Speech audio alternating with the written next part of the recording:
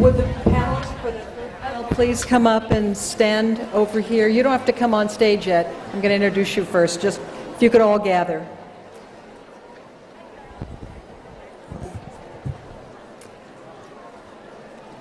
Could you all be seated? We're going to go right to the third panel. And there's going to be a giveaway at the end of the third panel, so I hope you can stay.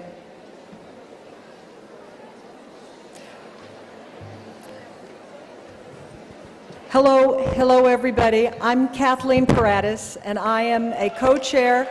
Oh, how nice.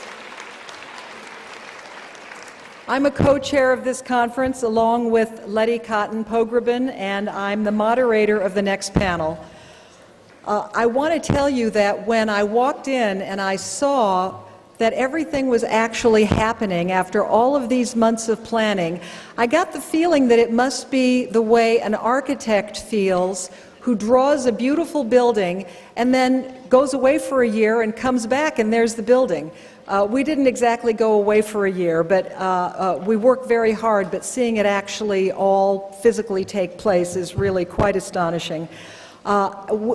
You've met many of the committee members. Most of the committee members have a role in the conference. But I have to tell you that the builder, the one who built this building, is Cindy Greenberg. She has, the way she's worked and the attention to detail and the team she gathered to make this all happen is really fantastic. If you want to put on a conference of 2,000 people, hire Cindy. So let me introduce myself for a moment. I'm a lawyer. I'm a partner at Outten & Golden in New York. My boss is here, which is wonderful, best boss in the world. I am an activist, and I guess I'd have to say that I'm one of those slick lawyers that Arlen Specter was referring to in the tape this morning. And I hope there's a lot of us slick lawyers, the ones who really care about justice.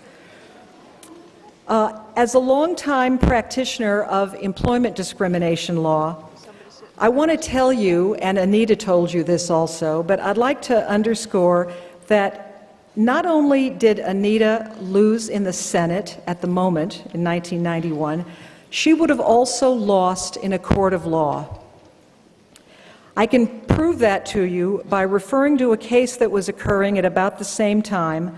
My firm was involved after it was reversed on appeal, and so I'm not telling you anything that's confidential, but it gives you a flavor for what the law was like in 1991, and it took a while for it to change at all.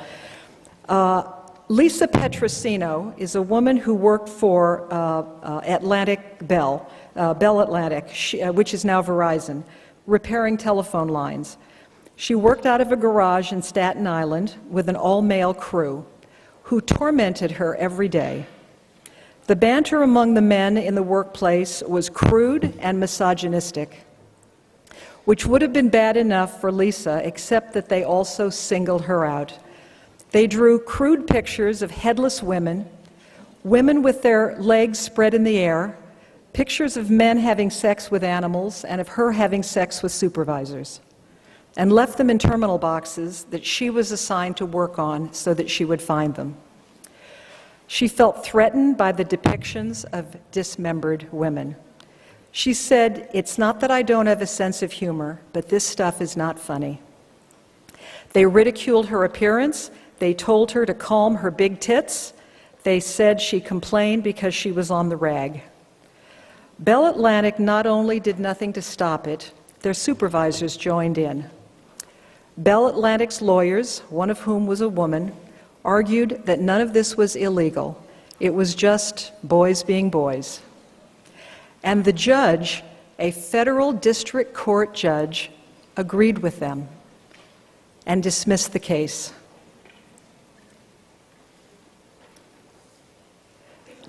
The Supreme Court had decided years before that sexual harassment and hostile environment was illegal. But that doesn't change the behavior of every judge on the bench, which we know. The decision was reversed on appeal, and the case was settled. And so the wrong was righted in a way, but only in a way. Anita has told you what she went through. Lisa Petrosino described in this case what she went through. Women who actually speak up and go public really get punished.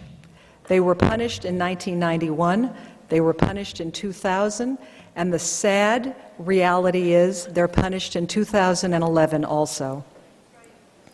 But let me tell you a little bit about how the law has changed, and then I'll tell you how the reality hasn't. The thing that has changed in the law is that there's a definition of hostile environment discrimination that is useful, and the more time that goes by, the more judges actually follow it. What is actionable is conduct that is severe or pervasive. Severe or pervasive. That means there's an atmosphere of hostility and misogyny that is either severe or pervasive. Severe generally means touching.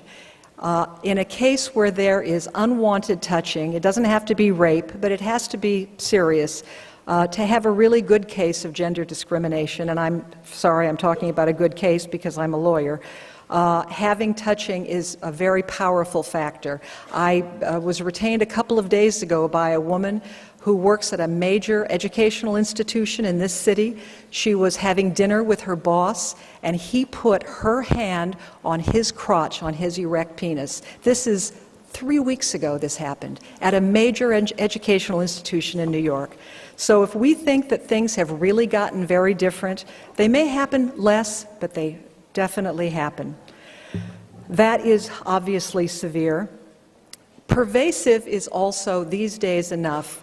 What Anita went through was pervasive hostile environment discrimination. What Lisa Petrosino went through was also hostile environment pervasive discrimination. But here's the thing that kind of takes away this legal gift that we have been given, and that is that the behavior has to be unwelcome. And unwelcome is the door through which defendants and defendants' lawyers walk through in order to blame the victim. In employment law and also other women in other areas in education who are claiming that they were subjected to hostile environment pervasive discrimination are then subjected to the defense that the oldest trick in the book, they asked for it. She asked for it or she wanted it. Why did you send your boss birthday cards or lighthearted emails? Emails, be careful of emails. If you were bothered by his conduct. Why did you get drunk at the holiday party? Why did you let your boss come to your room when you were traveling? Why did you tell off-color jokes? Why did you wear a skirt that was so short if you're not a slut? Why didn't you quit? As Kitty and Lonnie said this morning, lawsuits focus on who's telling the truth, but before you get to that point, you have been part of a system that is not your friend. And you've been traumatized by a system that's not really geared to ending a bad situation, a bad system at work. I have to tell you, this is a little bit of cold water, that some of my happiest clients are the ones who did not go public, or the ones who settled, even the ones who decided not to complain at all. That's the sad reality, and that's the reality that I hope this brilliant panel that I'm about to introduce will tell us how to fix.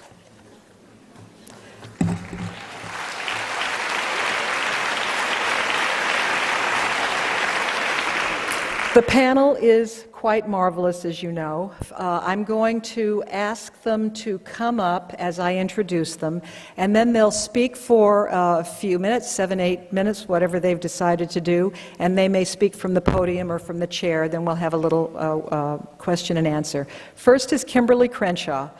Professor Crenshaw.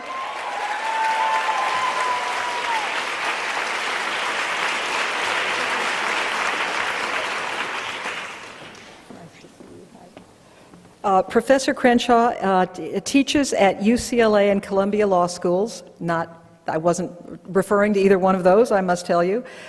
She's a leading authority in the area of civil rights law, black feminist legal theory, and race, racism, and the law. Her articles have appeared in the Harvard Law Review and a number of other important periodicals. Her groundbreaking work on intersectionality has traveled globally and was influential in the drafting of the Equality Clause in the South African Constitution. Welcome, Professor Crenshaw.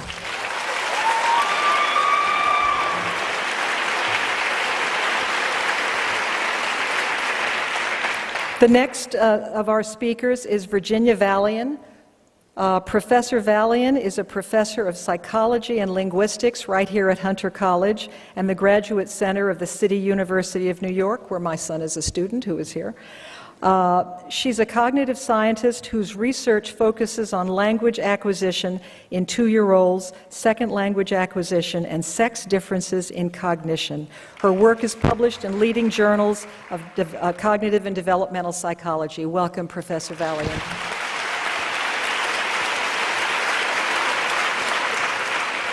Now, this is certainly the moment for which the phrase was created, a woman who needs no introduction. But I'm going to introduce her anyway. Gloria Steinem.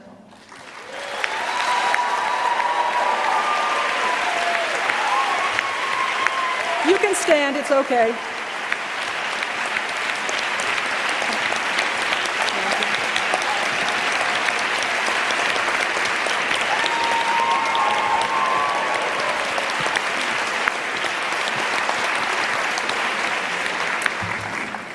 Gloria Steinem is a writer, lecturer, editor, and feminist activist. She travels in this and other countries as an organizer and lecturer and is a frequent media spokesperson on issues of equality.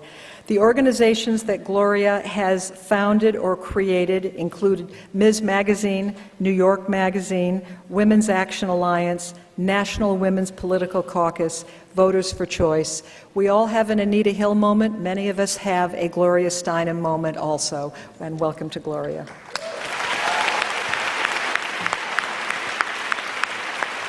She's also the world's most famous ex-Playboy bunny.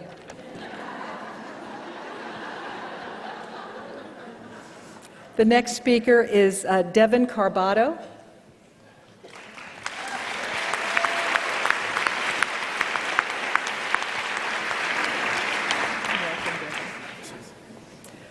Devin Carbato, who recently served as the Vice Dean of the Law Faculty, is currently an Associate Provost of at UCLA. He teaches constitutional, criminal procedure, constitutional law, critical race theory, and other subjects. He writes in the area of critical race theory, employment discrimination, and has published in major journals and spoken in all the best places over the last number of years. Welcome to Devin.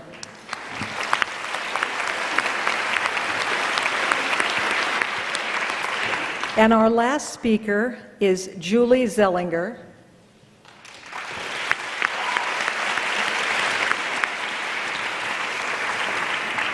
Welcome, Julie.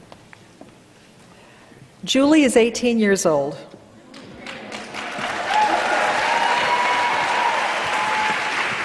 She hasn't spoken to 1,000 people too often before. She was born in Ohio and is in her first year at Barnard. She is the founder. Go ahead. She's the founder and editor of the F-Bomb, a feminist blog and community for young adults who care about their rights and want to be heard. The F-Bomb posts the articles of teenage and college-age feminists from all over the world about issues such as pop culture and self-image, while also promoting open dialogue about issues like politics and social justice.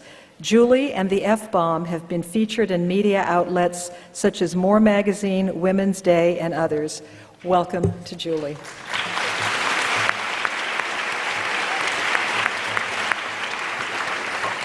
I think that some of you want to speak from the podium. Did you say that you do, Kim? Okay, so I'm going to invite Kim to come to the podium, and I am eager to hear what everybody says. Thank you. Good afternoon.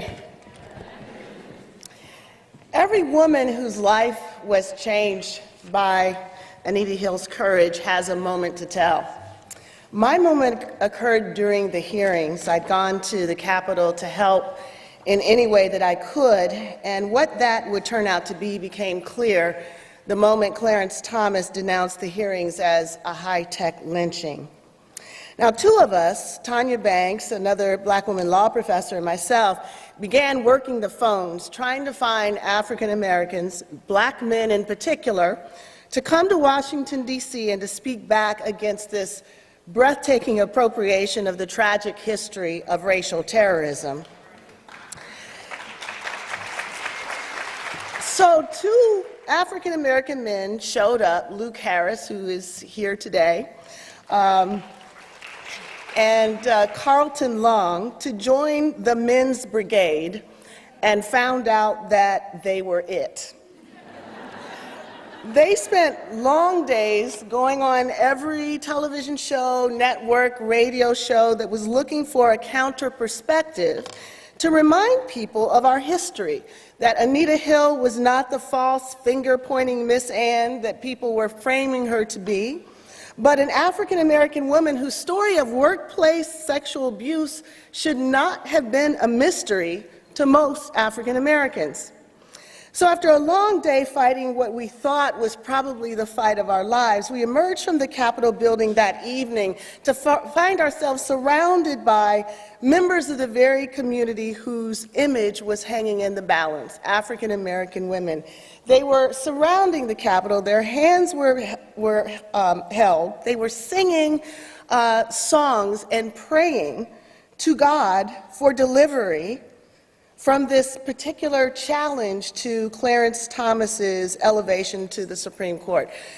We were shaken, we were disturbed, but we pushed our way through to a taxi where Black Talk Radio was blasting a further harangue against the woman that we'd come to DC to support. And just as a reflection of the diasporic nature of this moment, our taxi driver, an African immigrant, nearly drove off the road, punctuating his point that this black woman was a traitor to our community. Stunned but not bowed, our experience was duplicated thousandfold as black women, feminists, men as well as women across the country were spurred into action, appalled by the way that Anita Hill was being framed by both the mainstream press as well as the black press, and by the almost complete absence of any critical commentary that addressed the intersection of race and gender stereotypes that were obviously at play. Now, that these stereotypes were not solely the product of the white imagination was made abundantly clear in the days following the hearings. The august New York Times printed an op-ed by noted scholar Orlando Patterson that speculated that Thomas may well have said all the things that Anita Hill described, but essentially reframed Thomas's perjury as some sort of truth-telling by suggesting that Hill herself was the perjurer, by disingenuously responding to what was clearly recognizable as a cultural style of courting. So Anita Hill was essentially acting white to feign offense at something that black women hear and respond to every day. Thus, her being African American was a de facto defense to her having been harassed. Now, frustrated by another moment in which black women were forced into scripts not of their own making, three black feminists, Elsa Barkley Brown, Deborah King, and Barbara Ransby, penned a manifesto that captured the rage of 1,000 black women, perhaps more, joining generations of black women from the 19th century sisters who were forced to defend our name to the 1970s Combahee River Collective Statement, who insisted on an analysis that looked to the overlapping consequences of power, and then again at this moment in the aftermath of this devastating political spectacle, these black feminists forced to buy their way into discourse, staked out a claim at the scene of the crime, the New York Times. So in the space of 6 weeks, these women raised nearly $50,000 to assemble 1,600 signatures to pay for a New York Times ad that was published November 17, 1991. It was called Black Women in Defense of Ourselves.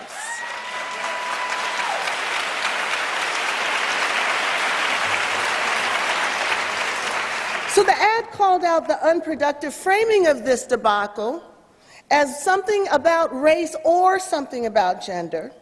And they went further to broaden their critique to the entire neoconservative agenda that was riding the coattails of Clarence Thomas onto the Supreme Court. Now, this manifesto still stands among Black feminists as one of the most poignant moments in our own truth speaking to power, not just the power of the judiciary, the Republican Party, the White House, the media, but also the distorting power of rhetorical frames that emerged from a gender or race-based narrative that ignored the interface between the two.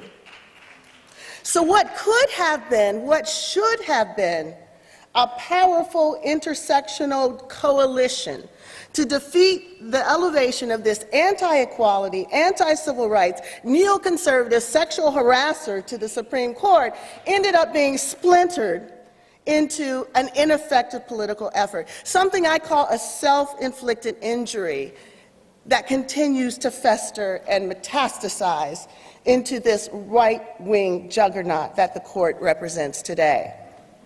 So, Awedo's legacy is in calling for the politics of anti-racism and sexual harassment as separate and distinct, with the former being made as male and the latter being made as white. Now, both of these moves were underwritten by the erasure of Black women's political agency across time, a political sensibility that was the foundation of both the civil rights movement and the mobilization against sexual harassment. We suspected then, we know now with the help of Danielle McGuire's brilliant book, At the Dark End of the Street, that Rosa Parks' first act of courage was not sitting on that bus.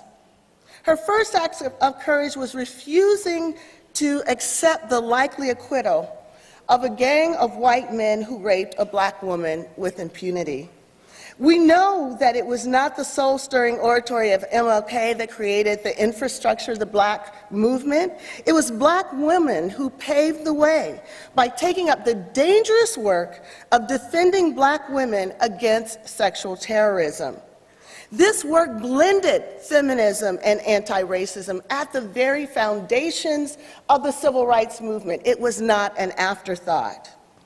Yet this memory was erased, bequeathing to Clarence Thomas the singular trope of lynching as the symbol of racial oppression, and depriving us of the language to capture what was happening to Anita Hill at that moment in that particular judiciary room.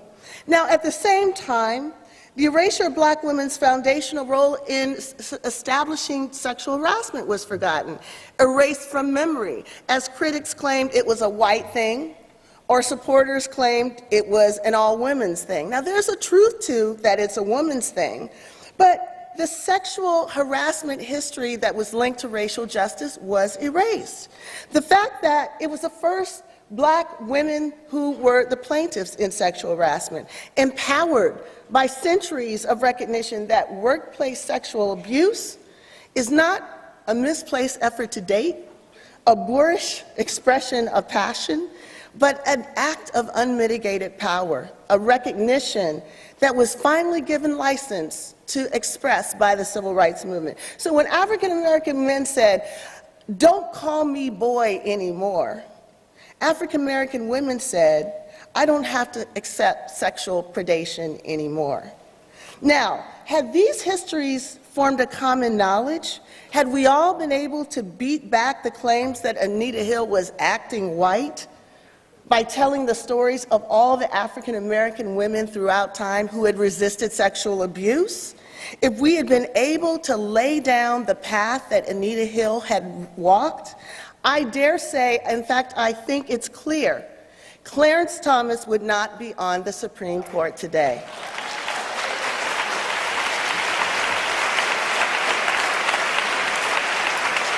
So the question is, how have we fared 20 years later? We know that sexual harassment is a worldwide issue. We know about the growth in women's political leadership, the financial clout of Emily's List. I even have to take sexual harassment training at my university.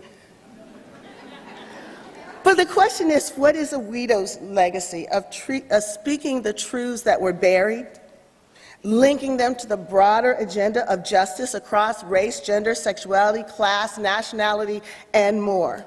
Now, perhaps we ask too much of this moment, too much to draw the analogy across all of these movements that seem to be so obviously implicated. So let's just ask a lesser question. Can we say there's no longer a need for Black women to buy our way into the discourse about us, to assert agency in the foundation of these movements that represent us, to rest comfortably in the recognition that this costly lesson about the opposition between feminism and anti-racism will never happen again? Can we say that we think intersectionally now? Well, I wish I could say the answer to that was yes, but Owedo's legacy is not so celebratory. So let's just look at a few things that happened immediately. In the immediate aftermath, there was something called the Million Man March, an African-American political mobilization that was notable for disinviting half of the constituency that it was purporting to represent, women and gay men. We know it in the debate about Mike Tyson, the fact that women who opposed him were called traitors. We see the lost lesson when Black women are still cast as nappy-headed hoes in the Imus debacle, the simple-minded reverse racism of the Shirley Sherrod affair, so damaging to racial justice that the NAACP and the White House were compelled to summarily terminate her without as much as a phone call. When we are the irresponsible defaulters in the subprime scandal, the illegitimate stay-at-home moms in the welfare debate, the producers of the badly parented miscreants in the crime reports every day, the mules, the enablers, the co-conspirators who make up the fastest growing casualties in America's endless war on drugs, and now, the manipulative, accusing, money-hungry rape accuser, the real woman who steps out from behind the facade of the hardworking immigrant, the woman who steals our resources, our goodwill, our transnational peace, our national pride. So yes, Owedo is still relevant. Black women still find themselves defending their name, often alone, sometimes against friends, almost always against foes. So it's imperative to recall in Owedo's legacy how Thomas's high-tech lynching mobilizes a male-centered anti-racism to serve right-wing ends. Its many consequences can be seen today in the belief, for example, that targeted intervention to Black men and boys will simply trickle down to Black women and girls, a view that ignores the structural and institutional dimension of inequality across gender, race, and class. But the real dividend here has been the elevation of family formation and individualism as the real source of inequality, squashing structural remedies and facilitating redistribution of wealth up, up, and up. So I say Owedo is still relevant today, not simply as a defense of Black women, but as a vision of social justice advocacy that draws attention to the unfortunate erasures that create the opportunity for the disease of retrenchment to flourish and metastasize into this thing called the political center. So I want to end by telling you that I still have my I Believe Anita Hill t-shirt. I thought about sporting it today.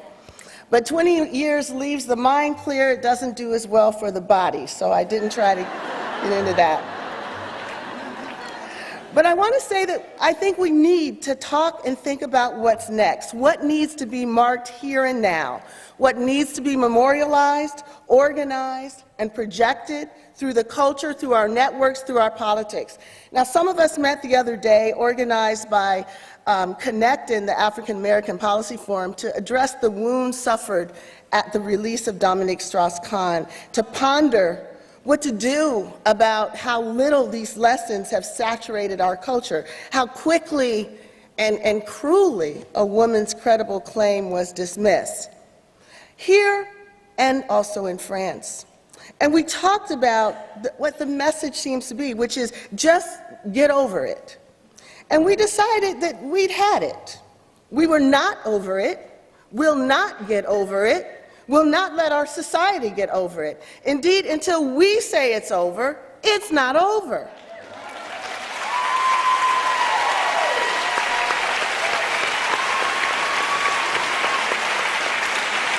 So it strikes me that this is not just a tagline for that case, but a tagline for the entire political culture that wants to tell us that we are now post-feminists, post-racial, post-discrimination, post-oppression. We're just free agents living or dying by our own wits. So to those who say to us that the movements out of which we've all come are dead or yesterday's news, I want us to look around and see the power pulsating in here and out there and tell them, all of them, Clarence Thomas, Dominique Strauss-Kahn, Wall Street, the World Bank, the whole lot of them, it's not over.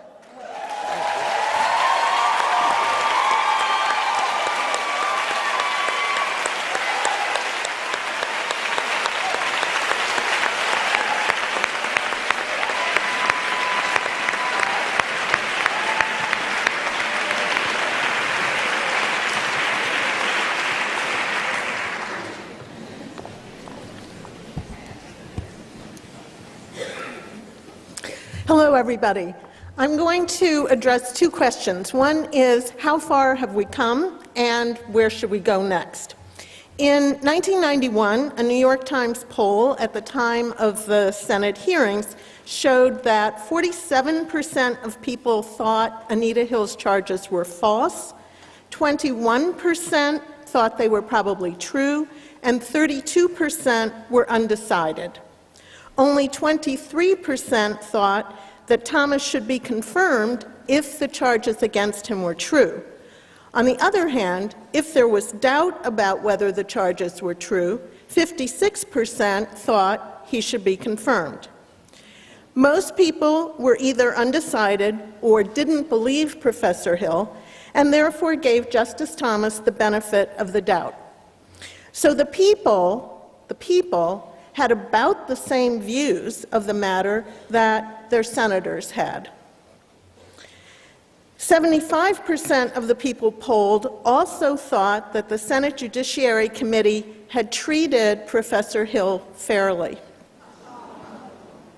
We should keep in mind the role of political ideology. The Senate voted 52-48, as you know.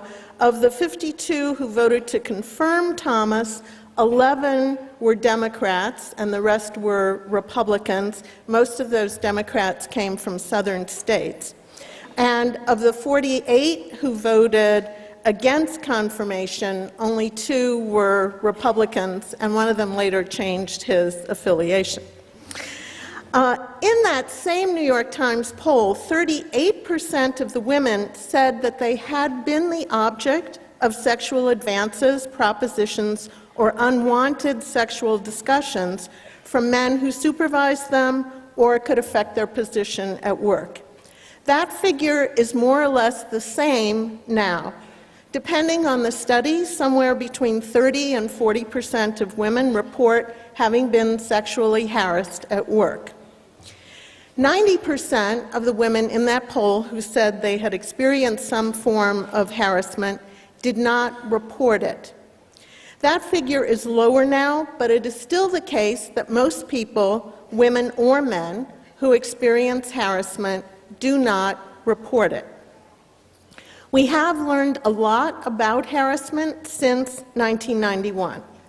First, we know that although both men and women experience harassment, most harassment affects women. 31% of women at work, according to a recent Harris poll, and 7% of men say that they've experienced harassment. Among women, harassment is greatest for single women between the ages of 25 and 44. That was the age of Professor Hill at the time. We know that although harassment of women can occur in all types of organizations, it's more likely to occur in organizations that have inadequate complaint procedures, that have a small percentage of women, So, for example, firefighters, police officers, and especially a small percentage of women in positions of power. Third, we know that although anyone can harass, men are much more likely to be harassers than women are. Over 90% of harassers of women are men, and about 40 to 50% of harassers of men are men. We know some of the characteristics, although here the data are sparser, of men who harass women. They implicitly perceive a close relation between sex and power. There's an interesting experiment by Barg and his colleagues showing that men who are identified as likely to harass based on their answers to a questionnaire are also more likely to rate a woman as sexually attractive if they've been primed by seeing words related to power than are men who score as not likely to harass. So in other words, if you have a tendency in the harassment direction, you're more likely to see, and you're a man, you're more likely to see a woman as sexually appealing if power is invoked. So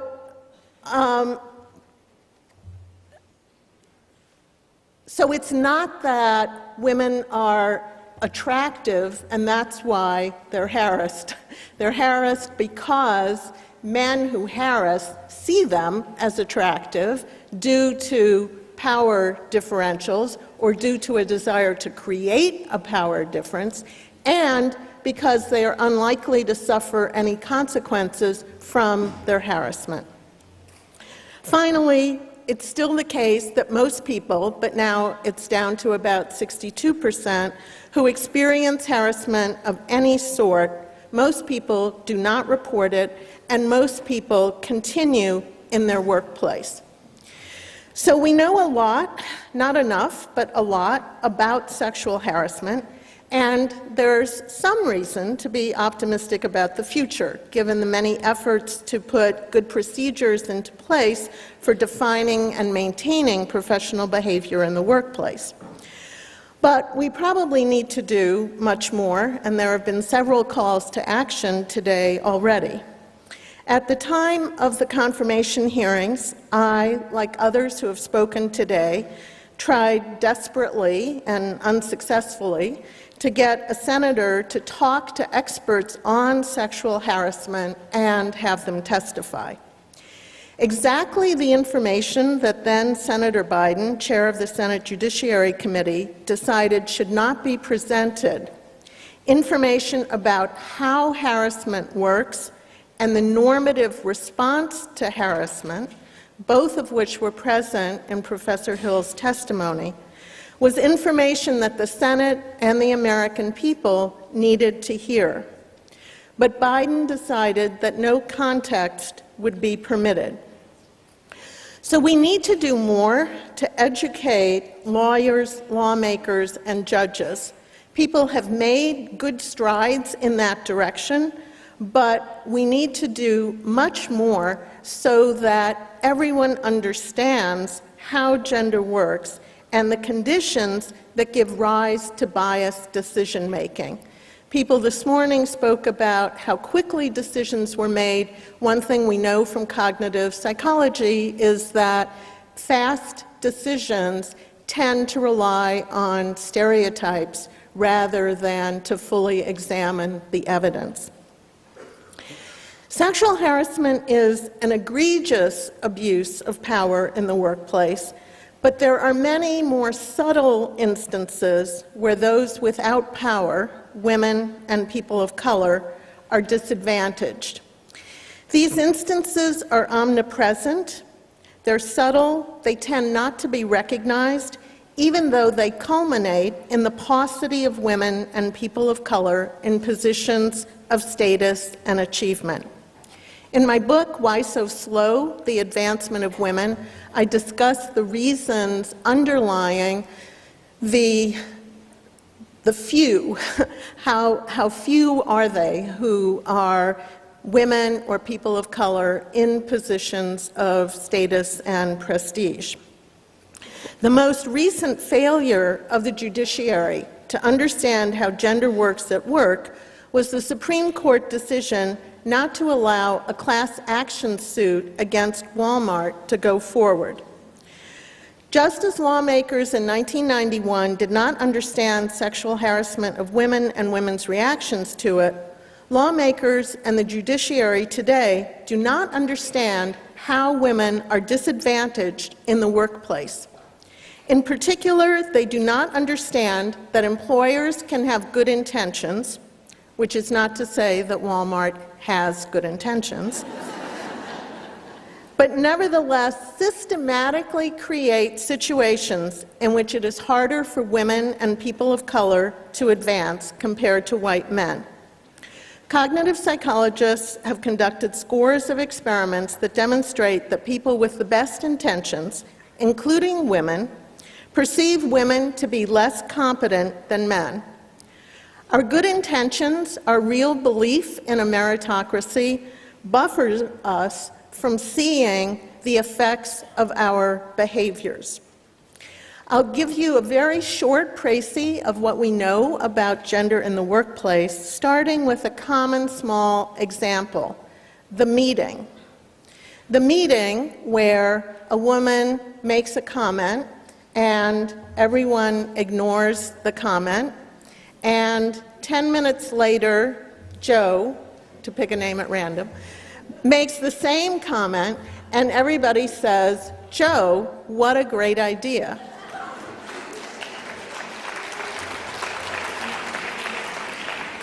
This is one of women's favorite examples because it happens all the time and because people generally don't know what to do about it when it happens. If they say something about it to one of their well-intentioned colleagues, they're likely to be told something like, "Don't make a mountain out of a molehill. Don't sweat the small stuff. Save your ire for the things that really matter." And that's where an important notion from sociology comes in, the idea of the accumulation of advantage. The way that you become successful is by parlaying small gains into bigger gains. If you don't get your fair share of those small gains, being listened to in a meeting, having your accomplishments recognized, then you don't have the opportunity to make large gains. Mountains are molehills, piled one on top of the other. Each of those molehills matters, and over time accumulate to give women a disadvantage compared to men. It's as if men get more interest on their achievements than women do. Both men and women are likely to underrate a woman's performance in a task that requires competence. Both women and men are likely to see a woman who is successful as less likable than a male who is successful. Both women and men are likely to sabotage the behavior of a woman who succeeds at a counter-stereotypic task, a task that we would associate with men. So although men are particularly the aggressors in sexual harassment, in these everyday events that advantage men and disadvantage women, both men and women, to roughly the same extent, as far as our experiments can determine, slightly overrate men and slightly underrate women, resulting in further and further disparities in how much women make relative to men, result in their staying in lower positions for a longer period of time, not making partner in law firms, not making full professor in universities. So what can we do about this? There has been some progress, as people this morning emphasized, and that's true. There has been progress. But we continue to have a situation which is unacceptable. So what are we going to do about that? I think we need to do two things. First, we need to be much smarter than we have been about how we influence people in power and how we get people into power. So we need to be much smarter about how to affect people's attitudes and behaviors. We need to educate. As a professor, I have this helpless belief in the power of education. We have to educate the judiciary, we have to educate lawmakers, we have to educate lawyers.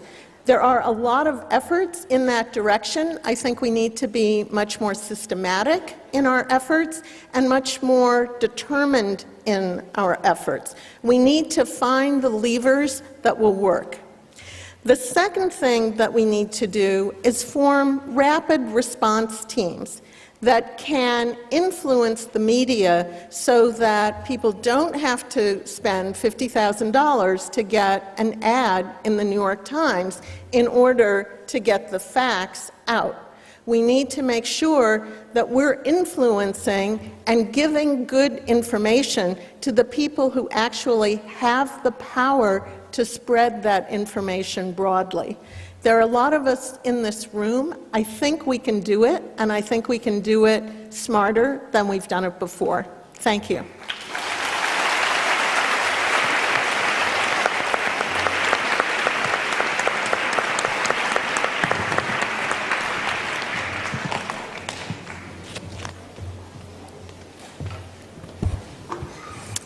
Friends, sisters, the first thing I want to say is yes to everything you have just heard.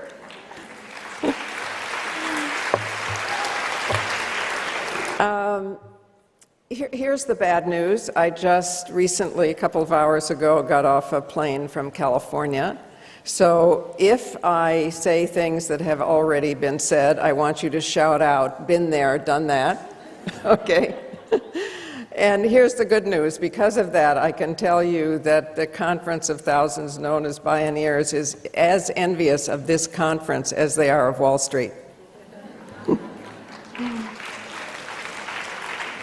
In answer to Kathleen's question, I would submit what is said by feminists in Indian country, which is the loss of memory is the source of oppression.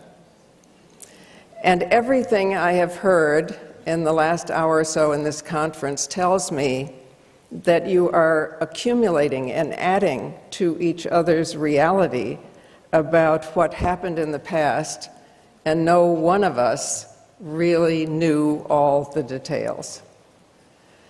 I can only submit as my detail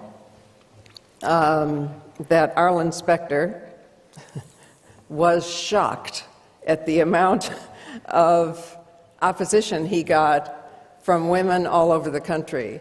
As a pro-choice Republican, he had the imagination that he was safe in some way.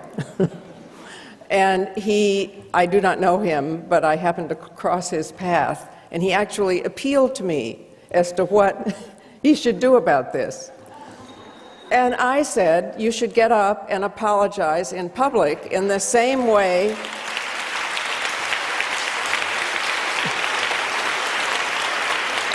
the cure has to address the disease, and it has to be as public as the horrendous false accusations which you saw in the tape today, right?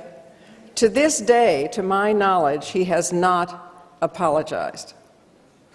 One of the things that could come out of this conference is yet another appeal, because I take the point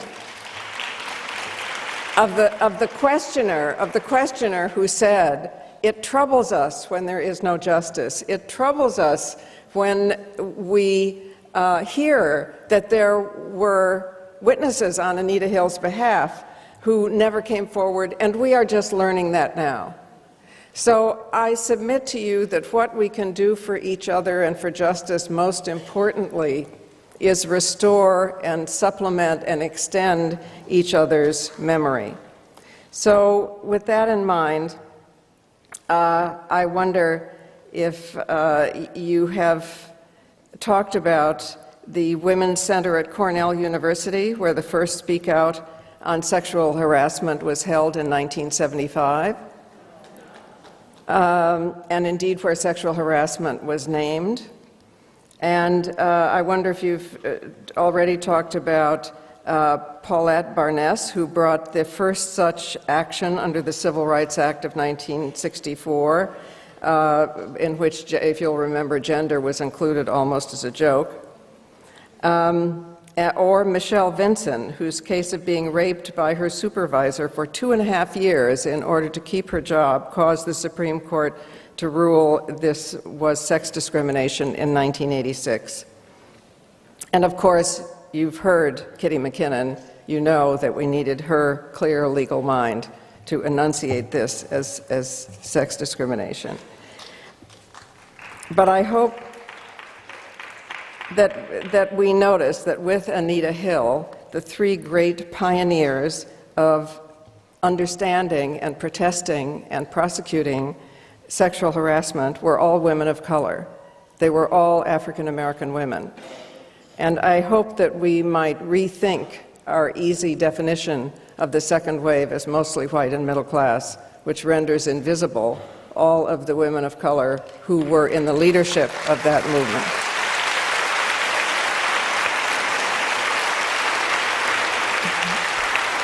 I disproportionately learned feminism from women of color.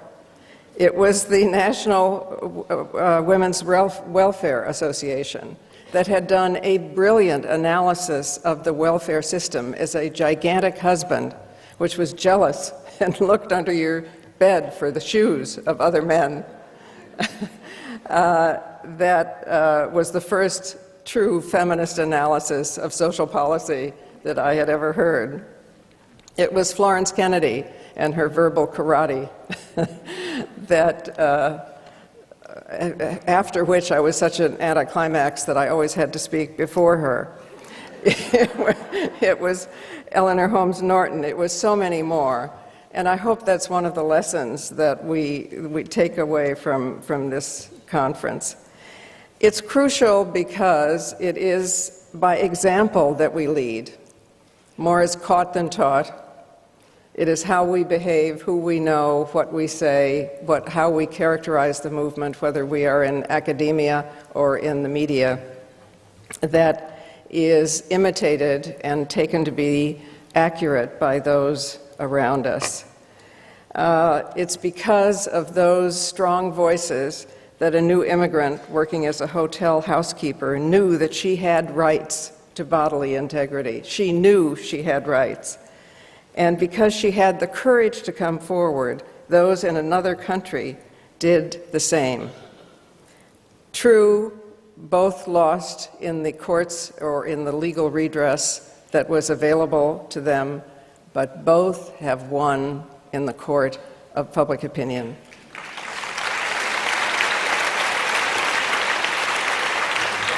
The housekeeper won because other women came forward in another country and said what had happened to them. And she won in much shorter order than the unfair years that Anita Hill has been required to spend before she is, as she is now, believed, honored, and trusted by the majority of people in this country. Clarence Thomas is on the Supreme Court, but Strauss-Kahn is never going to be president of France.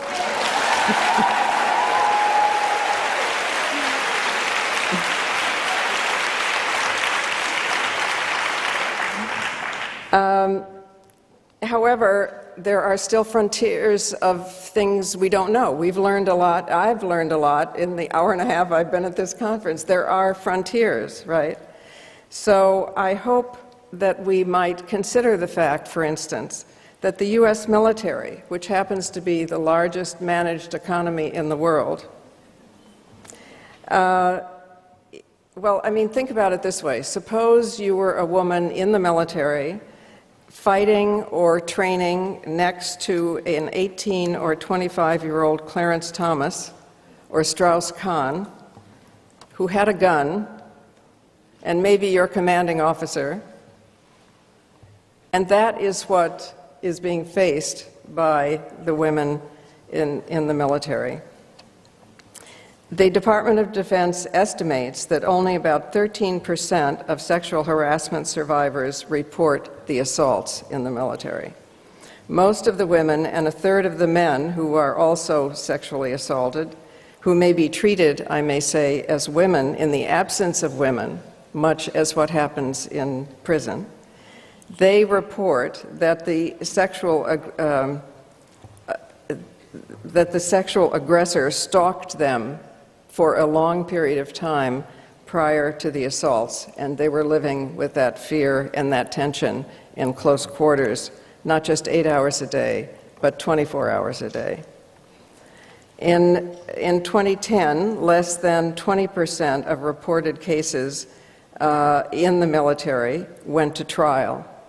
Only 13% of survivors reported, and only 20% of those cases went to trial.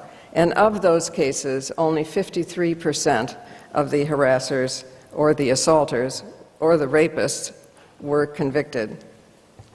Sexual assault, in fact, is the leading cause of post-traumatic stress among women veterans, with the results of depression, stress, high rates of substance abuse, and difficulty after discharge. Female rape and sexual assault and harassment survivors report a lower satisfaction rate, to put it mildly, with the Veterans Health Services. And just treating the sexual assault within the military costs us $800 million a year in tax dollars.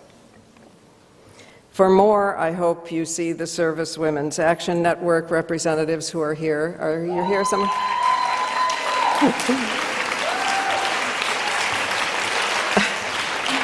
a great group, and one that represents women veterans living from all wars with all kinds of imaginative communal healing tactics. But clearly, women in the military are a frontier for the future of all the questions of sexual harassment. And bowing to my sisters who are lawyers and understand whether this would be useful or not, I submit that perhaps in the future we will understand that those crimes that have no reward of money or power, in a real worldly sense, that have no motive except the need to prove supremacy, perhaps should be called supremacy crimes. It includes domestic violence, which has no other motive except proving power and supremacy. It actually also includes the crimes of so-called senseless killings of men who go into a school or a restaurant or a post office and kill senselessly, whether it's the Montreal Massacre or it is the Scandinavian murder that we just saw. They were clearly men motivated by the need to pursue and complete in their minds the cult of masculinity. They said so in the ways that they explained their crimes. And yet, especially in the school killings in this country, our school killings, the press tends to say, what's happening to our children? It is not our children. Those crimes are 100% male, 100% white, and 100% non-poor. I mean, they are people who, through no fault of theirs, have been born into a system that tells them that they, by those categories, have a right to control other people. And in the presence of other, I'm not trying to do a single factor analysis here, but in the presence of other influences, it is those people who become so needful, so addicted to power and superiority, that against their own short-term and long-term interests, they go into a public place and murder or kill, and murder others. It is the people who it is the people who feel that when the country is getting out of control, as this country now is, in a sense, it is the right now we have turned against 2 wars much faster than we turned against Vietnam. We have, in about 20 minutes, we're no longer going to be a majority European American or white country. We have a proud African American family in the White House. We are critical of our financial institutions in a way we have never been before.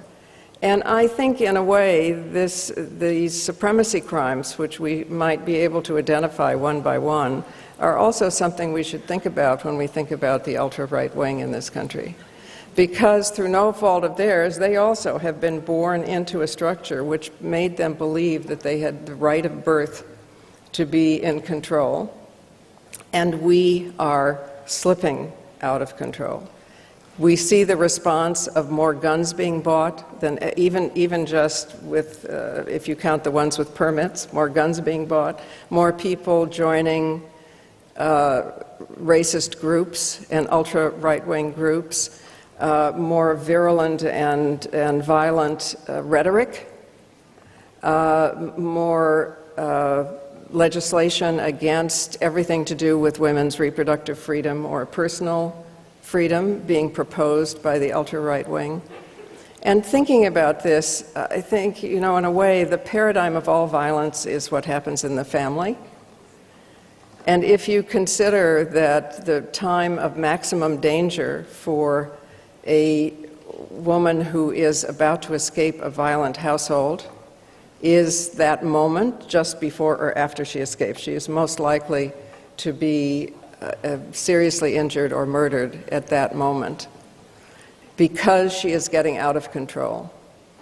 Well, I think many of the crimes we talk about are crimes of control or supremacy, and we are facing this in a larger sense in the country as well. Because the country is getting out of control, therefore those whose identity rests on control are in full backlash. But as we would never advise a woman to stay in a violent home, or anyone to stay in a violent home, we are not going to stop. And what we need to understand is 2 things. There's never just one alternative, there are always many, and at least 2. One is that we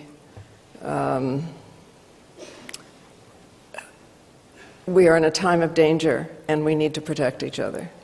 And we need to know that. We need to know that in our hearts. And the other is that we are about to be free, and we are not going to stop. And those 2 truths will help us, I believe, whether we look at the microcosm of sexual harassment as a crime of supremacy and control, or whether we look at the political situation we now face in our country and the surge towards democracy at last that is viewed as so dangerous by the few. I am so grateful to be in this room with you at this moment, because this tells me that we have the strength to go forward and reach the alternative of individuality, uniqueness, community, and freedom. Thank you.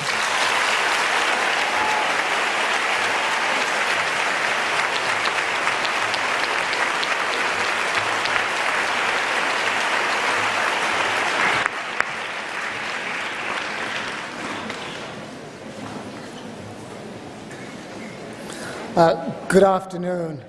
I'm absolutely thrilled and honored to be here. I remember way back when, as a recent graduate of law school, witnessing the hearings and thinking how inspired I was by Anita Hill's testimony, and she still continues to inspire me. So thank you for your courage. Thank you for your commitment, and thank you for your leadership. And thank you all for being here as well. I have to say, I can feel your collective energy and warmth, and it suggests to me that I'm in the right place at the right time, even as I feel completely overwhelmed and intimidated by occupying the same space as these wonderful, brilliant, moving women. So the theme of this panel is what have we learned in 20 years and what comes next? And what I thought I might do in the limited time that I have is focus on the what have we learned part of the question, and more specifically, focus on that question with respect to Clarence Thomas himself, and don't throw things at me when I invoke his name. What I want to suggest is what we should have known 20 years ago, and I hope we understand today, is that from a progressive perspective, Clarence Thomas presented us with an intersectional political problem, which is to say, in the context of that moment, we should have known that the trajectory of his jurisprudence was going to be marked not only in terms of gender and sexuality, but also in terms of race. To put all of this another way still, what I'm hoping we have learned today is that our feminist interventions have to be infused with a robust anti-racism, and our anti-racist interventions have to be infused with a robust feminism. Now,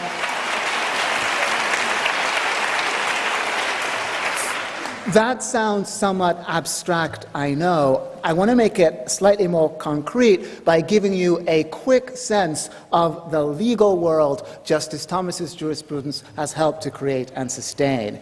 It's a legal world within which traditional and fairly moderate notions of civil rights are being eroded, if not eliminated, and efforts to create new civil rights are being rigorously policed. So with respect to gender, what has Clarence Thomas said? Well, he's made perfectly clear that he thinks that Roe v. Wade was wrongly decided. Indeed, he's described the opinion as, quote-unquote, grievously wrong. And his thinking in this respect relates to a very cramped understanding of sexual liberty, sexual privacy, sexual autonomy, and indeed a very cramped understanding of the various axes along which gender subordination occurs. The notion that we might think of gender violence as a form of supremacy is completely lost to him. Justice Thomas and his colleagues has also limited the right of victims of gender violence to sue for damages. He has argued that sexual harassment is not a quote-unquote freestanding federal tort. And most recently, of course, he has participated with his colleagues in making it enormously difficult for women to bring class action suits to challenge the multiple ways in which they've experienced discrimination in the context of the workplace. With respect to sexual orientation, Justice Thomas is being on the wrong side of two significant Supreme Court cases, Roma v. Evans and Lawrence v. Texas. In Roma, the Supreme Court found that Colorado's constitutional amendment, which basically prohibited local municipalities from passing anti-discrimination measures to protect gay and lesbians in the workplace, violated our Equal Protection Clause of the United States Constitution. In other words, the Supreme Court says you cannot, Colorado, pass a law that specifically prevents local government from enacting protective legislation for gay and lesbians in the workplace. Justice Thomas joins Justice Scalia's dissent, which reads in part that the amendment constituted a quote-unquote modest attempt by a seemingly tolerant Coloradan community to preserve traditional sexual morals against the efforts of a politically powerful minority to revise those morals through the use of the law. More recently, in Lawrence v. Texas, the court, of course, struck down Texas's anti-sodomy statute. Justice Thomas dissented. He was clear to say that I think that this law is, quote-unquote, uncommonly silly, and that he would not have voted for it. At the same time, he made perfectly clear that the statute did not violate a right founded in the United States Constitution. Now, there's an awful lot more that one could say about Justice Thomas's jurisprudence on gender and sexuality. The bottom line is that it is troubling and problematic. Now, so by and large, though, the anti-racist contestations at the time of the Hill Thomas hearings did not raise questions about what that moment might have suggested vis-a-vis Clarence Thomas's gender jurisprudence. The dominant anti-racist frame asks something like the following question: at the end of the day, can we trust this black man to do the right thing, as it were, with respect to racial justice? That was the question, notwithstanding that the controversy was A, deeply gendered, and B, implicated a black woman defending herself. The question of what all of this pretended with respect to his gender jurisprudence was largely not taken up, nor subsequently has there been an anti-racist effort to sort of critique his gendered jurisprudence from that perspective. The broader point I want to make, I think, is that the anti-racist contestation of that moment is not one in which we saw a very thick understanding of gender. Now, if it's fair to say that the anti-racist proponents at that moment were insufficiently attentive to the way in which Thomas's jurisprudence might be shaped by gender, it's also fair to say that the feminist proponents at that moment were not necessarily thinking hard enough about what Thomas would do in terms of race on the court, which is to say, notwithstanding that the backdrop for the controversy was deeply racialized and involved a black woman defending herself, the question with respect to what that might mean with respect to what Thomas would do with respect to race was not necessarily an issue that feminists often ask. And indeed, I think it's also fair to say that by and large, the feminist engagement of the moment did not adequately attend to the ways in which sexual harassment itself is, of course, racialized. So, as we know, Catherine McKinnon's work in this area has been important in illustrating the racial origins of sexual harassment. But that part of the story, I think, continues to be buried, and it's something that we have to remember and articulate out aloud. The broader point I think I want to suggest is that a feminist engagement with race, much like the racist racial engagement with gender, was too thin.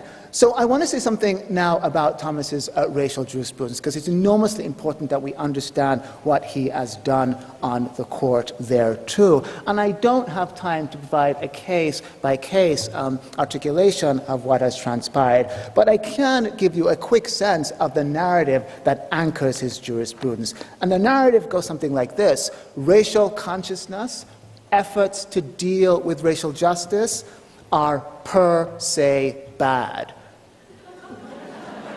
Racial consciousness are per se bad. Did I say that racial consciousness are per se bad? So that's roughly the theme throughout his jurisprudence, I kid you not. And they're bad whether they take the form of affirmative action. They're bad whether they take the form of redistricting, such as the efforts to create majority-minority districting. They're bad whether they take the form of desegregation efforts. They're bad in the context of efforts to avoid disparate impact. They're just plain bad. And what this means for Justice Thomas concretely is that we should think about racial remediation the way we think about Jim Crow. We should treat racial remediation as constitutionally suspect. We should normatively repudiate it, and we should do so in part because it trades on the idea that race matters when we know that it does not. To put all of this another way, Justice Clarence Thomas is part of a conservative bloc on the court whose doctrinal analysis with respect to race goes something like this: we can't have affirmative action, see, e.g., Japanese American internments.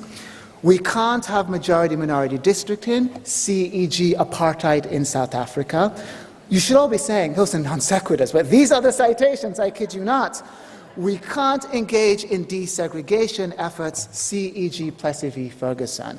Now, one could say that it's precisely because everyone understood that Clarence Thomas's jurisprudence with respect to race was going to mimic Justice Scalia or Justice Rehnquist's. So that's why we weren't really talking about it.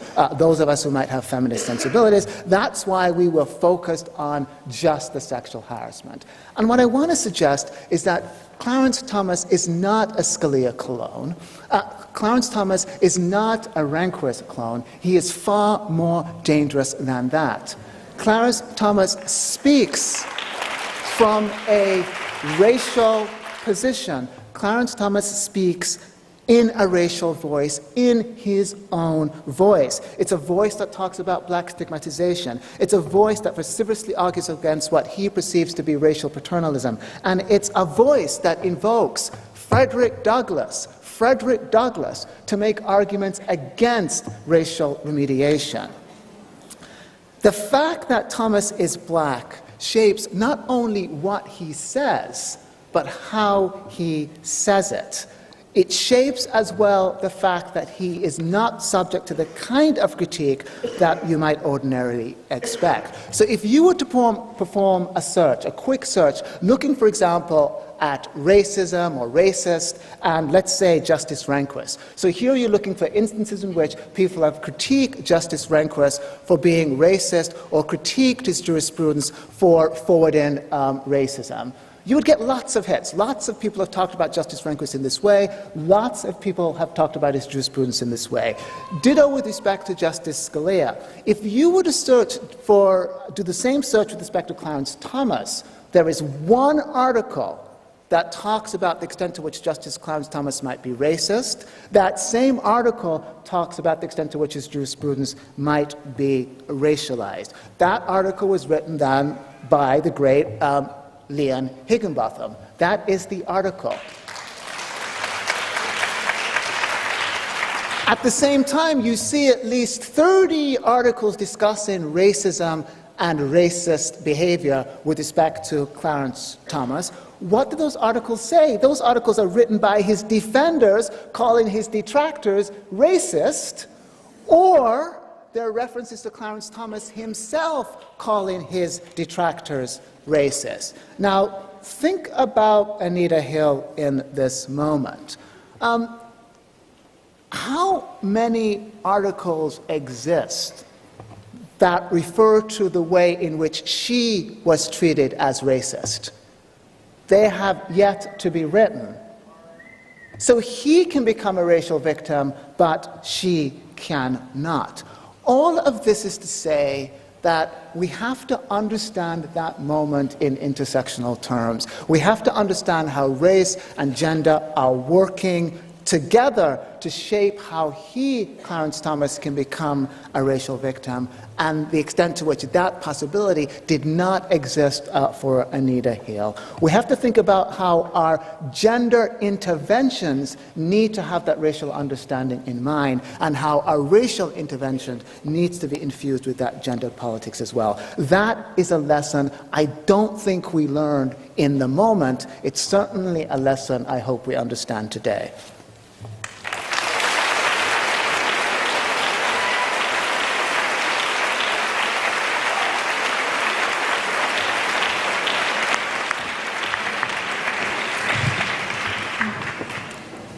Founding and running the F-Bomb, a blog written by and for teenage feminists, has been rewarding in innumerable ways. But I think the most valuable aspect of editing the writing and comments of teenage girls and boys from all over the world has been the insight I've gained into the many obstacles my generation feels we face.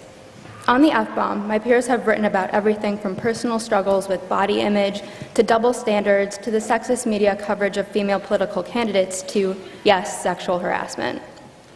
In fact, I recently asked the F-Bomb community what they thought about sexual harassment, what their opinions were, or if they had any stories to tell. Unsurprisingly, the community unanimously responded that sexual harassment is unequivocally wrong, and that we all think it's ridiculous that it still occurs in 2011. What I found interesting, however, were the stories people chose to share about their experiences with sexual harassment. Specifically, they shared stories that contained a notable lack of action. One commenter described how she was sexually solicited by an older male mentor, then made to feel guilty about refusing him. She was left wondering if he had originally taken an interest in her because he thought she was smart or just because he thought he might get lucky. Another commenter described how a male peer tried to take off her bathing suit during a middle school swim lesson. Neither did anything about these instances, but admitted they felt horrible about them. So why, even when we know it's wrong, do girls still fail to act against sexual harassment? Why don't we do something about it? Why don't we speak out against it? Well, there are probably countless reasons why many girls remain silent, reasons that vary greatly depending on the individual. But overall, I think there are a few main reasons why girls today still endure sexual harassment. First, I think we need to look at the gender conditioning we still impose on young children. Despite decades of feminist action, despite the strides we've made, I think my generation was still raised with gender stereotypes firmly intact. We still grew up with the social structure that encourages boys to pursue girls and girls to refuse them. Because while my generation, the so-called hookup generation, may find ways around this, while girls may acceptably pursue boys, while our definitions of relationships may have changed, we are still very aware that this archaic structure is our baseline. It is the guideline we must ultimately revert to, and that is incredibly problematic. The bottom line is boys still believe that they have an inherent entitlement. Many boys still feel that they are allowed to say whatever they want to girls and solicit them in any way they see fit. How else could a group of Yale frat boys march around their campus last year chanting, "No means yes, and yes means anal"? Yeah. This gender conditioning doesn't just affect boys, though. There are sadly still a large percentage of young women who take these comments as compliments, who see these predatory actions as flattering attention. Because just as guys are trained to pursue women, girls are still told that our main role is to attract men. We're taught to compete with our female peers for the most attention and accept any and all attention we do receive. But even if we reject such harassment, even if we stand up against it, the fact is that we still live in a victim-blaming culture. Consider some of the major news headlines of the past year alone. A police officer in Toronto told members of my generation that what we wear determines whether or not we will be raped. When reading the New York Times coverage of the gang rape of an 11-year-old in Cleveland, Texas, we noted that the reporter quoted her neighbors as saying she wore makeup and dressed inappropriately. Our generation is paying attention to this. We're internalizing this.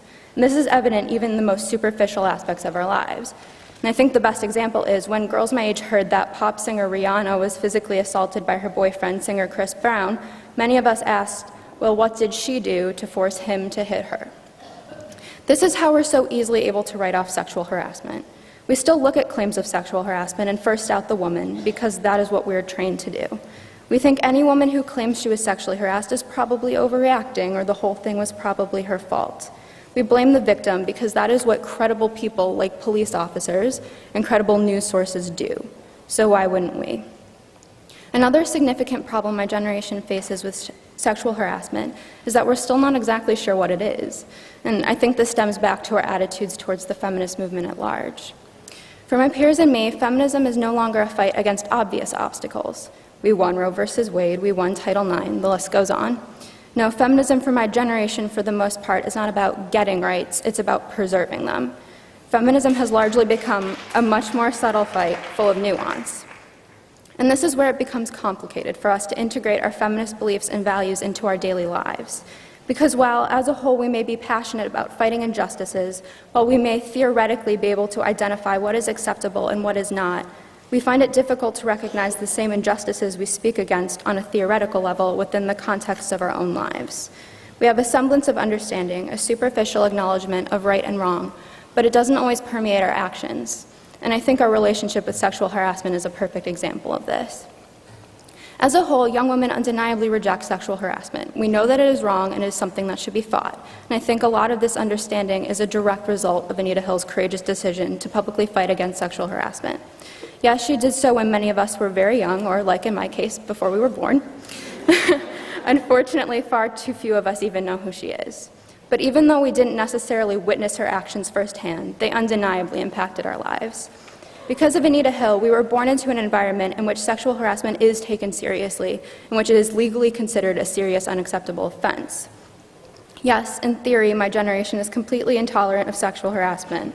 Yet the same young women who say they're opposed to sexual harassment often end up enduring it, because like many other forms of sexism, sexual harassment in real life doesn't always have a huge flashing arrow pointing itself out to us, and yet we expect that it will. We expect that sexual harassment will always take the form of a man physically grabbing us on the street or our boss demanding that we sleep with him if we want to keep our jobs. We don't think of sexual harassment as uncomfortable come-ons or comments made to us on the street or the uncomfortable jokes guys make in our classes, and yet it is. Whereas many offices and workplaces routinely have seminars and workshops about sexual harassment, the same does not occur in high schools or even in middle schools. Our exposure to the concept of sexual harassment, as is the case with many things from my generation, is largely delivered to us through the media. Most often it is presented as humor. It is made fun of and it is belittled. And this is how the line can get blurred. This is how we can experience sexual harassment but feel unsure about whether or not we really did or what to do about it. Basically, there's something missing between the surface communication that sexual harassment is wrong and understanding and integration of this principle into our own lives. We know the right answer we're supposed to give. Sexual harassment is bad. But we don't always remember the right answer when the hypothetical becomes real. However, this is not the reality for all of us. There are many young women who are taking action and who are speaking out against sexual harassment and refusing to tolerate it any longer. I think this is evident from the recent slut walks in which young women marched in the street protesting our victim-blaming culture. I think this is evident from Hollaback, an organization started by young women that encourages other women to post pictures of the men who sexually harass us online and therefore hold them accountable for their actions. I think this is even evident from recent legal cases in which young women did fight sexual harassment. 2007 brought the case of Simpson versus the University of Colorado Boulder, in which female university students brought charges against fellow male university students who sexually harassed and assaulted them at a party, and held the university accountable for their past indifference about such matters. The same year, we witnessed the case of Jennings versus University of North Carolina, in which a female university soccer player brought charges against her coach, who sexually harassed her and her fellow teammates. Both cases were ruled in favor of the women who had experienced sexual harassment. Those young women recognized an injustice and took action to rightfully successful results. It's not that there's no hope left for my generation. It's just that our work as the feminist movement and as women at large isn't yet done. And believe me, there are plenty of us who are willing to continue the fight. There are plenty of us who are willing to take Anita Hill's legacy and run with it.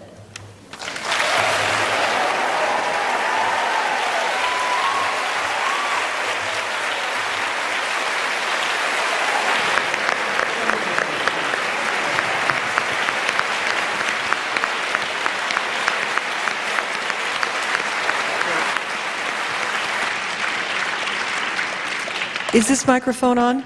Sounds like it is.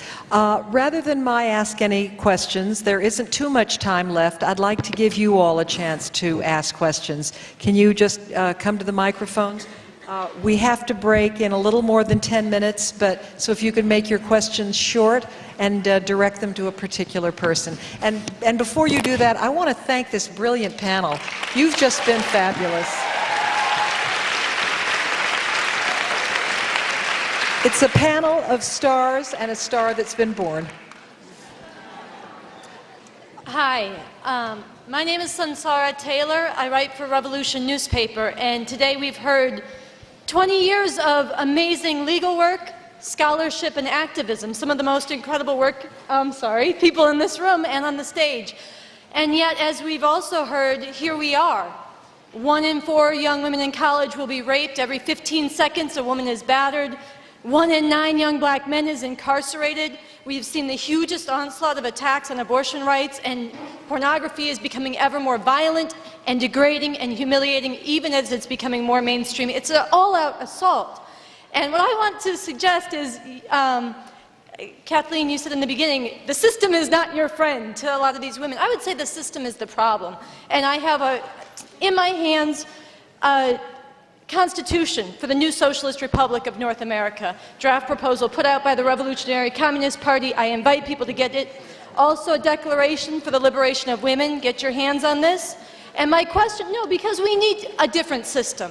My question for the panel and a revolution is, in the face of getting involved. I'm sure none of you thought 20 years ago you would be sitting here 20 years in the future saying, we've come a long ways and yet we're going backwards at the same time. What do you have to say to young people today as they encounter it's not so easy to change the world, to not give up, and to continue, especially the intellectual courage, to go past the hurdles and challenge your own assumptions as you get involved? Thank you. Kim, you want to respond to that? I was hoping Gloria was going to take that one on. I think one of the things that age kind of gives you is a sense that each generation takes on its own struggles, but it also inherits that which the generation before has passed on. So my own sense is that this is a torch passing moment in which this generation does have to take up the question of, do we still have a project called feminism? Do we still have a project called racial equity? Do we still care about class equity and justice? And there are enough contemporary issues around which this generation can put its own mark on it that I think the question has to be actually put to you all. What is it that you need from us? What is it that we can provide? How can we facilitate? How can we create the space? And how can we encourage you to go forward? That's basically what we were able to inherit, and that's what I think we need to pass on to you all. Thank you. Question over here. I'm Sherry Gorelick, and I like Gloria's idea of supremacy crimes, and I would like to suggest that imperial wars are supremacy crimes, and therefore our wars in Afghanistan and Iran are supremacy crimes. Then in terms of Devon's elucidation of Clarence Thomas, and also the statistics on who voted for whom, Clarence Thomas was a right-wing Republican project put forth by George Walker Bush, who was no friend to black people, and yet they were able to put him forth, it seems to me. Do you have a short question to put to one of the panel? Yes, I do. Good. In part because of the weakness of the Democratic Party's commitment to racial justice. And then my short question is to you, actually. I spoke to a young woman who told me that she had been harassed but had been discouraged by her professors from making a case saying that she would lose. And you started with the notion that women who put their cases forth are punished. That is brutally painful information, and what can we take to encourage women, and particularly young women, to feel supported and to feel they can stand up for themselves? I think that my job and the job of anyone who's the friend of someone who has been a victim of this kind of conduct or behavior is to make sure they understand what all their choices are. Their choice isn't be brave or shut up, and I think it's not fair to say that to them. I think they need to understand that they've got a whole range of options and what they are. But I think that if lots of people stand up together, it'll make a difference. There aren't enough of us, enough of all of us, who are willing to say something. How many people in this room have experienced sexual harassment? And how many people ever complained about it? Maybe half, or even less than half. I don't have any more brilliant advice than that. Question over here. Hi, I'm Barbara Winslow. I'm the director of the Shirley Chisholm Project of Brooklyn Women's Activism. And Chisholm, please, I want to be quick. The first African-American woman elected to Congress experienced constant, pervasive, hostile sexual harassment. She obliquely refers to it in her autobiography written in 1970. Those of us who saw Shala Lynch's brilliant documentary on Chisholm saw Chisholm speak of it. And just recently, a number of her former staffers that we have interviewed have given us specific examples of what she endured in Congress. There was she would not go on delegations because of the harassment that she knew she would experience. She did not socialize with her congressional colleagues because of the harassment she experienced. One congressman was particularly venal. Whenever Chisholm would stand up from sitting at a subcommittee meeting or a committee meeting, this congressman would go to Chisholm's chair and wipe the seat of the chair clean. And no one ever said a word.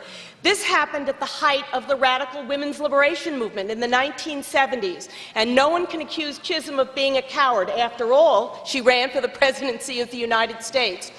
But her workplace environment was so misogynistic and so hostile that she did not feel that she was safe as an elected official to raise this issue. So I think if she were here, she would be thanking Anita, Gloria, and everybody here who's been fighting against sexual harassment.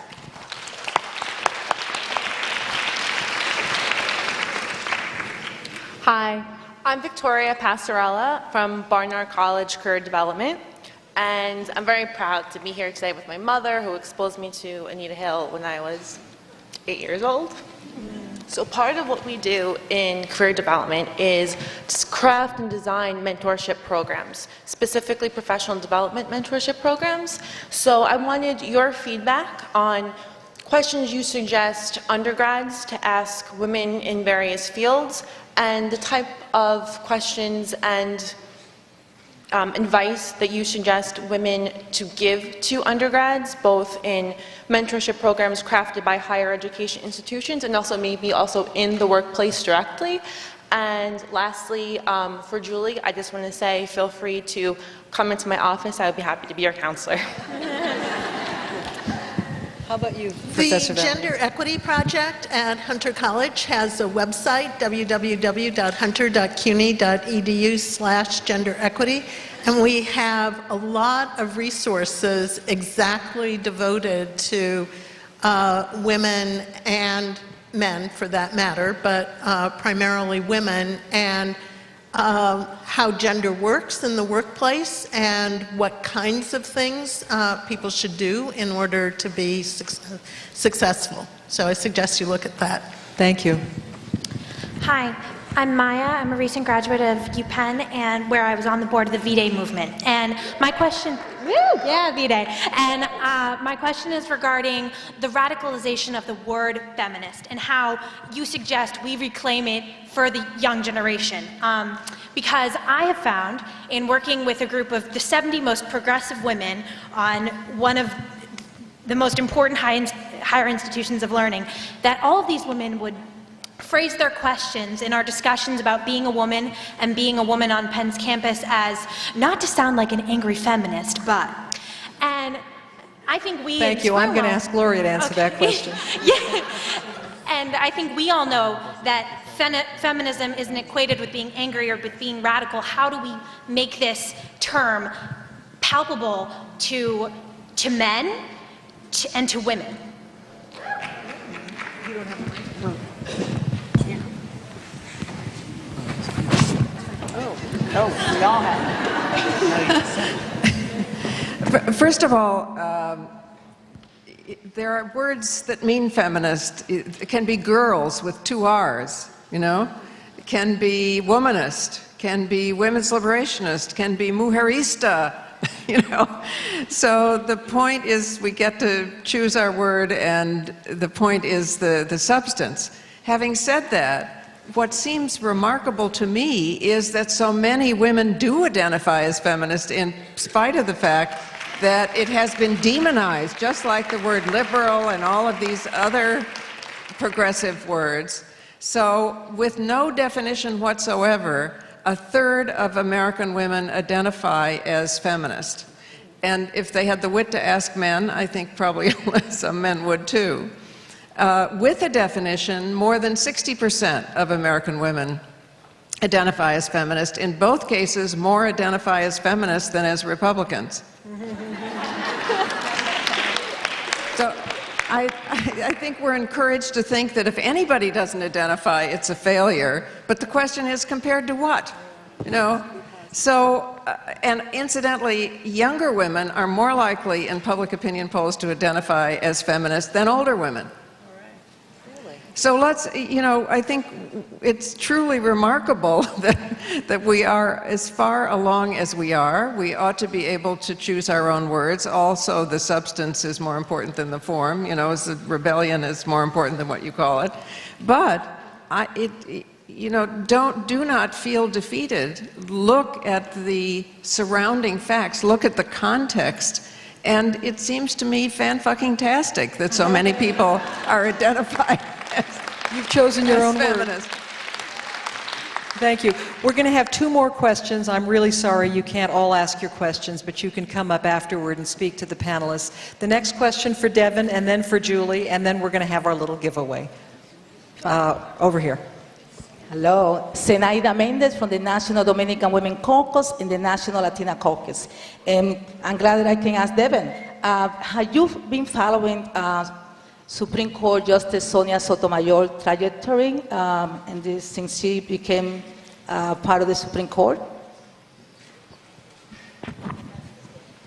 I haven't followed it as closely as I might. It's on the list of things to do. What I can say, which is already incredibly important, is that she has exercised a tremendous agency with respect to participating robustly in the context of oral argument. And indeed, what people are already saying is the fact that she has on the court has emboldened the left. So I'm hoping that will produce not only outcomes that we might like, but actually a shift in the way we talk about the issues we care about. Because the issue is not just whether the court reaches outcomes that we embrace, it's rather the discourse the court employs to do so. Thank you. One more question. Short question for Ms. Steinem. Why can't we argue that Clarence Thomas has committed a supremacy crime and that we should not have a criminal on the Supreme Court? Because as a citizen of the United States of America, I think it is a disgrace to have a Supreme Court justice who has committed an injustice against a woman, and this is not just. And if we do not have justice in the halls of the Supreme Court, where do we have it?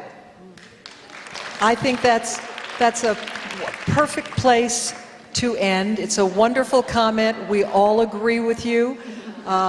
Justice or supremacy crimes are not yet crimes, but let's hope that they become so. I would like to, first of all, thank everybody again. It's been wonderful. I want to thank all these volunteers that you see, people that are mostly young but not all, and they volunteered to make this conference a fabulous one, so I thank them.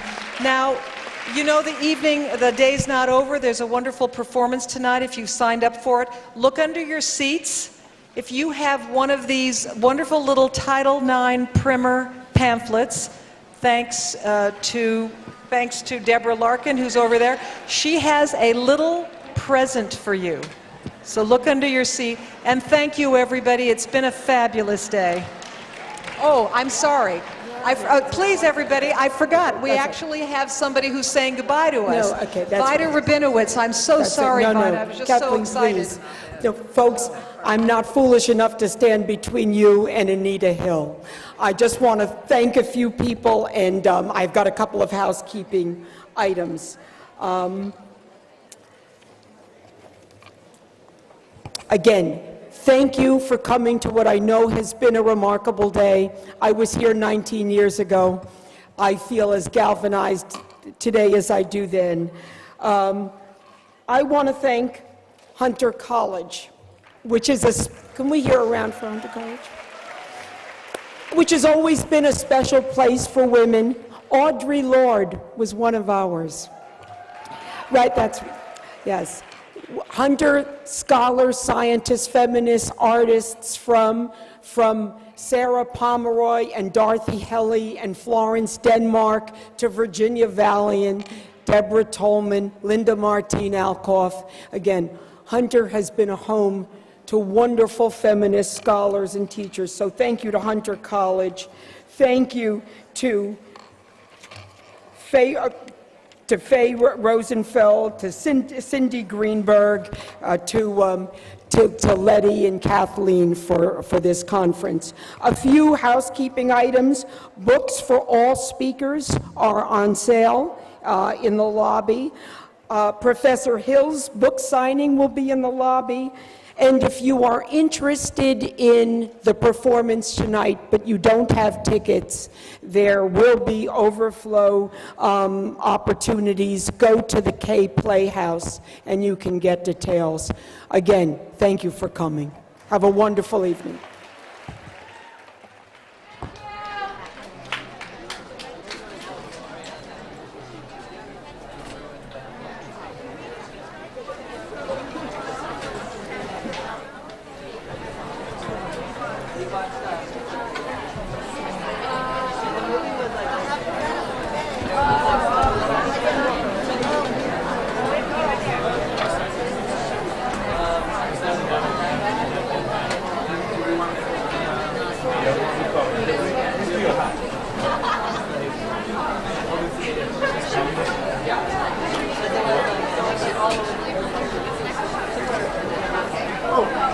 Oh, no problem. I was just making sure.